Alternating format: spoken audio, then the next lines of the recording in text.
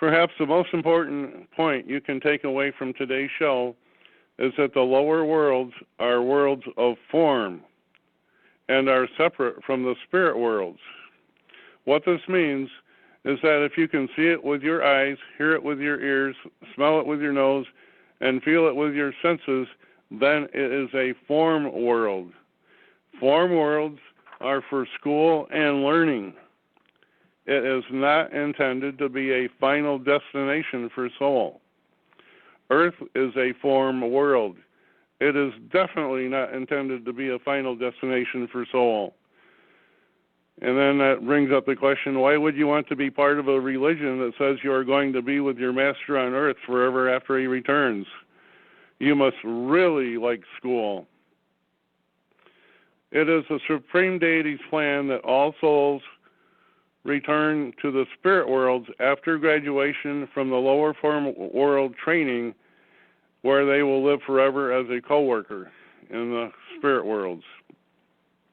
The Cal is here to give you experiences. The longer he is able to keep you here, the more he accomplishes his God-assigned duties to make sure you have finished every experience possible. One of the Cal's greatest achievements in keeping souls in the lower worlds is the creation of religions that claim you will live forever on earth or heaven with your Savior. Works pretty well, wouldn't you say?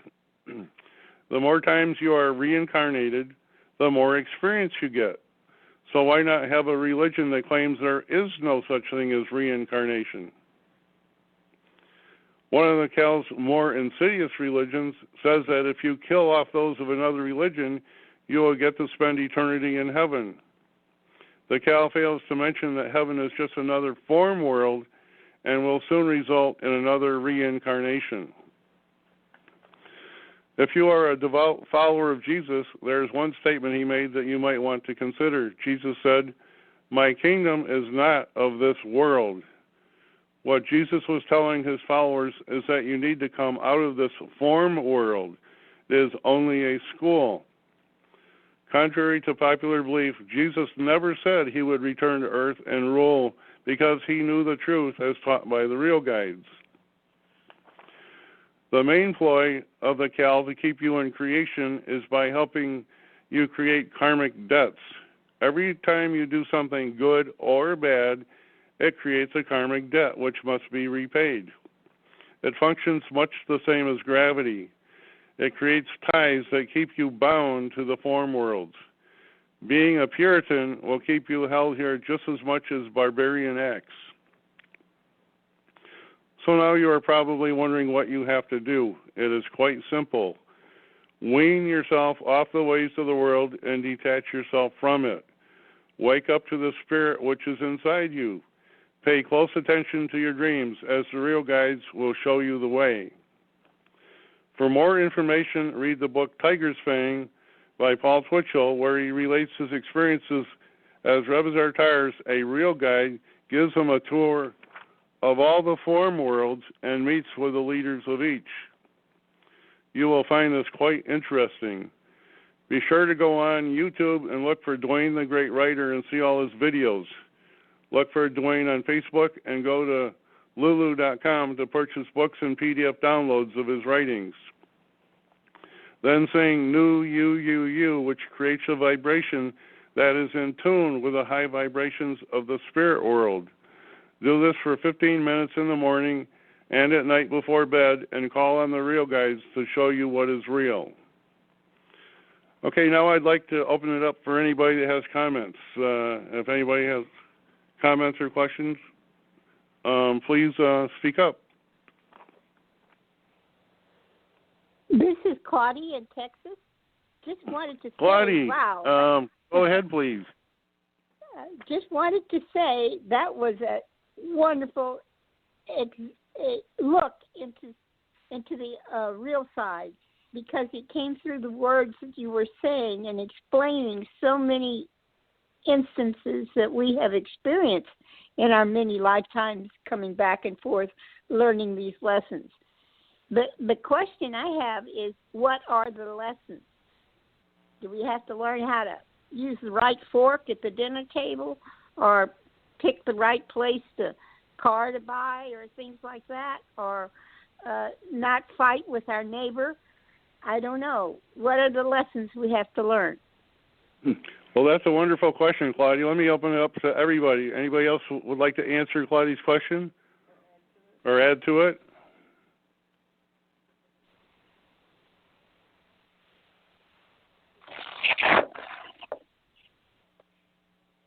Tim? Yeah. Okay, we have a new... Well, go ahead, Tim, please. Yeah. Well, Claudia and Bob and Sandy, the questions,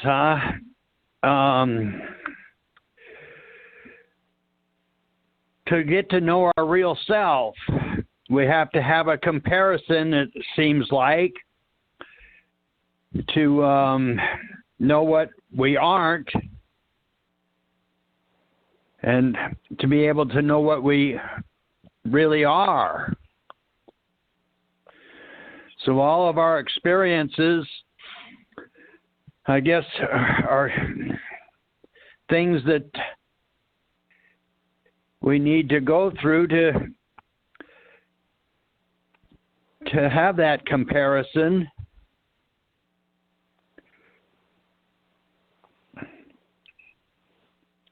It's a tough question, isn't it? Yeah.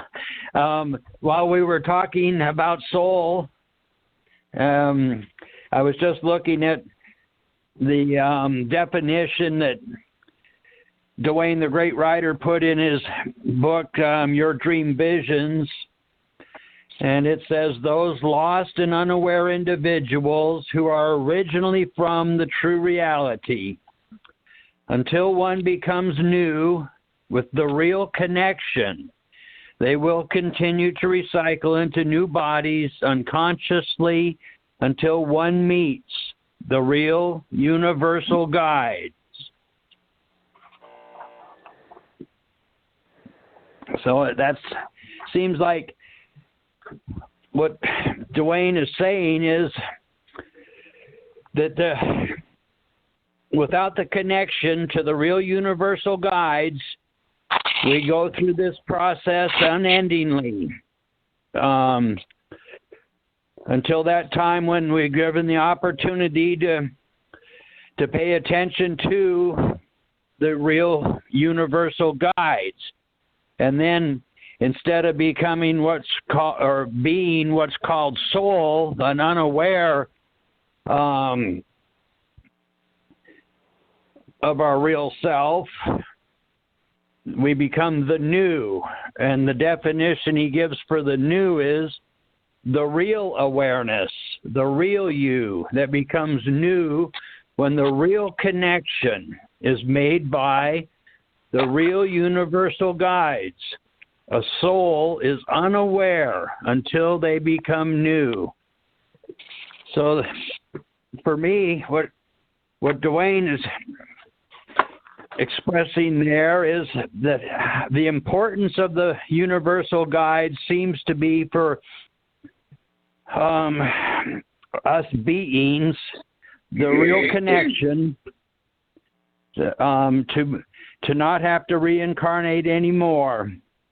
That without the real universal guides, we'll continue to go through this process of reincarnation.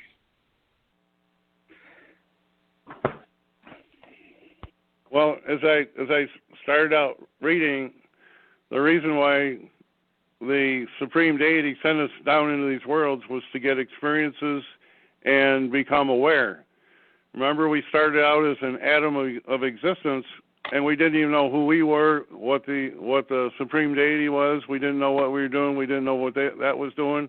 And so we're here to get experiences about the Supreme Deity and who we are as soul. And as we live all these lifetimes after lifetime, and we start getting, well, after a while, we're going to catch on to the wiles of the cow, and we're going to realize, well, all these things that we thought was good, like grandmother's homemade pie and all these things were the best thing in life, we're starting to find out that there's a lot more to life than Grandma's homemade pie. We're finding out that there's actually a spirit world out there, and we're somehow connected to the spirit world. Well, how are we connected? Well, soon we are guided by the real guides. Once we call on the real guides, they start opening our eyes to these higher form worlds where, and I didn't mention in my talk, but each form world, the higher you go, there is more spirit and less matter.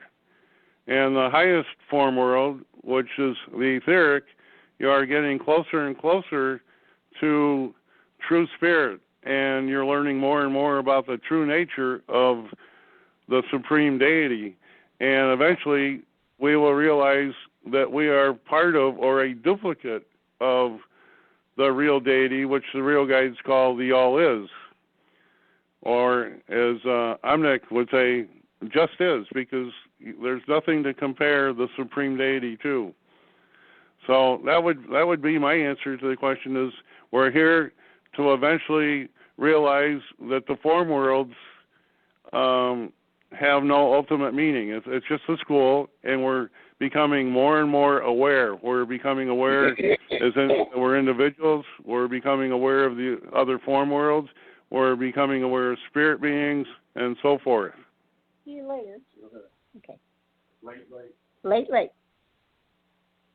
Okay, anybody else like to add something? Yes, thank you. This is Claudia in Corpus. Just wanted to say, when we talk about the form worlds, you mean everything we can see in the night sky? Yep. The form worlds are the worlds that were created. Everything below the spirit worlds, as Hamnik said, it has physical matter. It's a form world. It was formed. The spirit worlds are not formed. It's just like pure air. There's no form. There's nothing you can see directly, at least with your physical eyes. The form worlds you can see with your physical eyes and your ears, like if you open your eyes and look out and you see three-dimensional space, that is a form world. Now, once you get up to the higher levels and are in the spirit worlds, then you have what you would call spiritual eyes and spiritual ears, which is a whole different topic to get into. I will say that was referenced in the book of Revelation of the Bible, where I think it was John was saying to people, he said, if for those who have spiritual eyes to see and spiritual ears to hear, then they can take things to a much, much higher level. But as far as the form worlds are concerned, it's essentially what you can see with your physical eyes and your physical senses. However, I should add that anybody that has spiritual eyes and spiritual ears can also see everything in the form worlds just as easily as they can see in the spirit worlds. I need to bring that point out too. Does that help, Claudia? Yes, that makes it more clear. I just wanted to clear up what they were and where we are, because we only see with our senses, our physical senses of the body we're inhabiting. And at times when you think about, well, we've only got one lifetime, as some religions may say, to experience this physical self. Well, you can't possibly learn everything you need to learn about life in one lifetime. I mean, the people who are living in China are learning different experiences than the people who are living in Africa. And you'd have to live in each country to experience a lifetime in each country to acquire information about that particular group of people. And it would seem logical to say, okay, you have to come back again and start over as a baby. But you lose all your memory of the previous lifetime. So, experiencing Earth, experiencing the night sky, And then at times in the dreams we have at night, we learn more information. But how do we access this information during the day? And sometimes it's the experiences we have during the day, going to work or fixing a meal. Each one is a different experience, and you can learn more information about what isn't there in the physical. Anyway, thank you. Thank you so much. Well, thank you, Claudia. I have two comments on that. The first is that people, I'm not trying to put anybody down by this, but people that think that they can learn everything to be worthy to stand in front of God as an equal after one human lifetime either has a very high egotistical sense of themselves of thinking they're as great as God is, or else they don't think very much of God. If they equate God with themselves, then they don't. Then either they think God is not much of a being, So somewhere in there's either you think you are really great or God isn't really great, one or the other, in order to think that you can stand before God after one human lifetime. That's one thought on that. But as far as your other thing, during the daytime, how do we connect? Well, Jesus made another statement that I didn't really bring up, and he said, the kingdom of God is within you. And so in order to find out the spirit world and your soul, take your personal self and go searching for your real self, your real soul within your physical body. And how do you do that? There's, the best way, I would say, is to connect with the spirit worlds, and you do that by singing New You, because that creates a vibration that is in tune with your true soul and the supreme deity. So New You, if you sing that while you're cooking dinner or whatever, or driving down the highway, you're really connecting. You're connecting at the spirit level, and it's opening doors for you to grow spiritually. Okay, anybody else want to add more?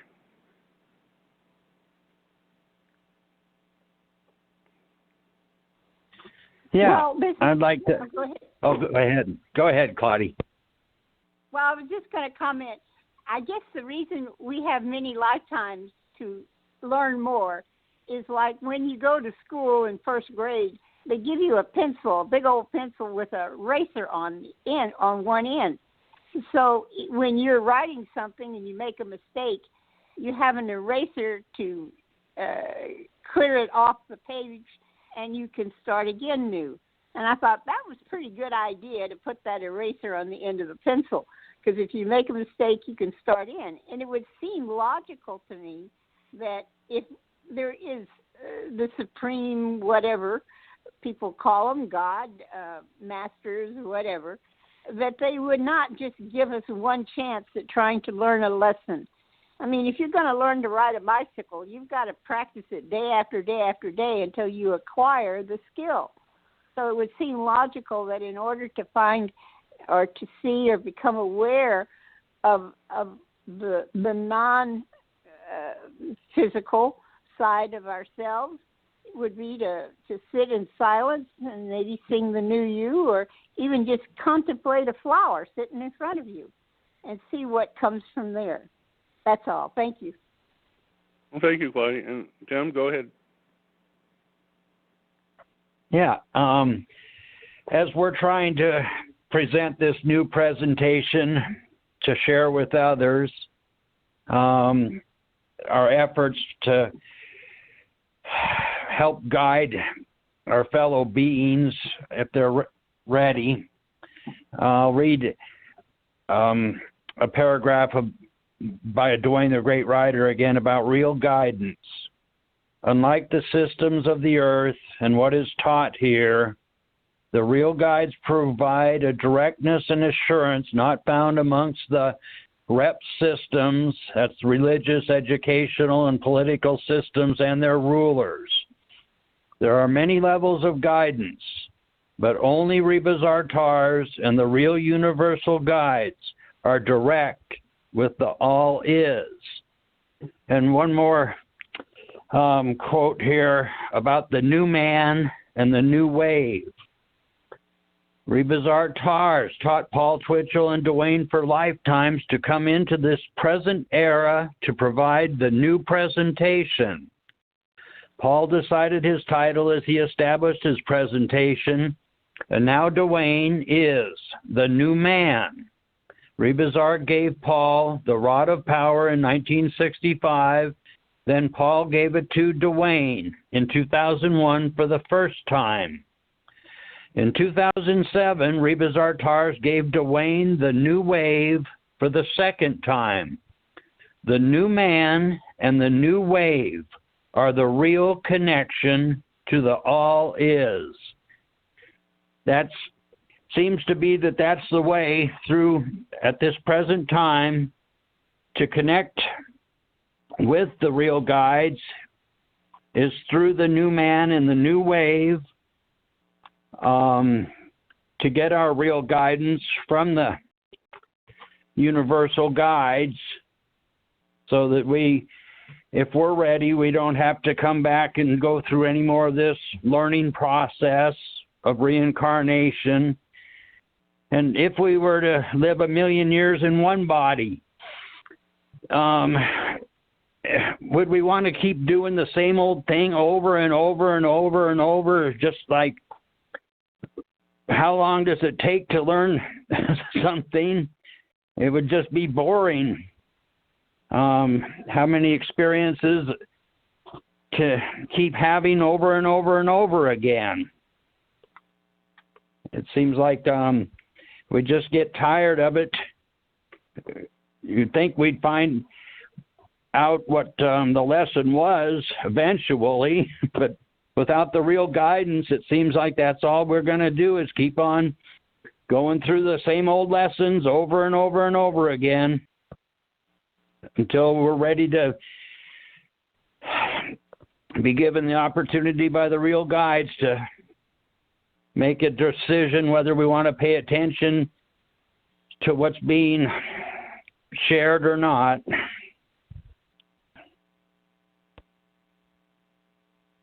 Well, Tim, thank you very much for that. And I should also point out that not everybody has had enough schooling to even be interested in what we're talking about today. You must be, you know, some people, since souls are created continuously, we have people with less experience, less awareness, and we have people with more awareness. And so not everybody is ready for this information. You know, we're making it available if they want to step out and be ready, and they're tired of their life now. That means that they are ready. They're ready for a change. So, but there are those people out there that are not ready for this information, that are going to go through a bunch more reincarnations before they finally figure it out. So it's not like everybody on the planet is ready for the new presentation, but they can be if they want to step up and take a risk. They're welcome to have as much advantage of this information and knowledge as anybody else. So we're not holding back from anybody that's interested.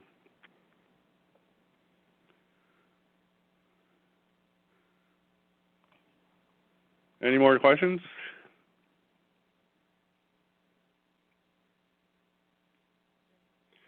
Okay, well, since there's no more questions, I think we'll end the program here, and I'd like to finish the program by singing New You, and I'll call on Claudia. Would you like to sing New You? Yes, thank you. New you.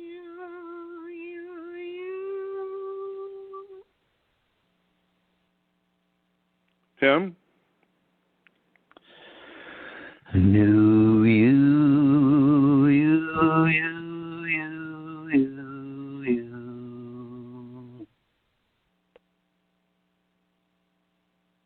There's another guest on that probably called through a a program. They didn't call the regular number. If you're on, would like to sing New You, please join us.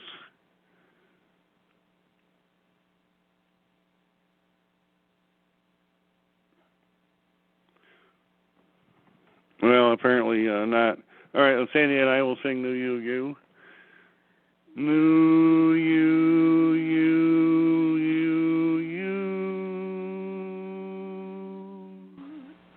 Okay, well, thank you, everybody, for participating, and we'll talk to you on our next show. Thank you very much for joining.